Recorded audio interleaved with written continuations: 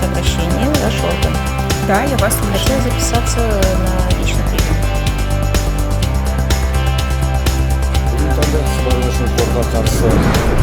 Қайырлы күн, құрметті қазақстандықтар. Бүгіннен бастап антикор орталығының жұмысы жандануда.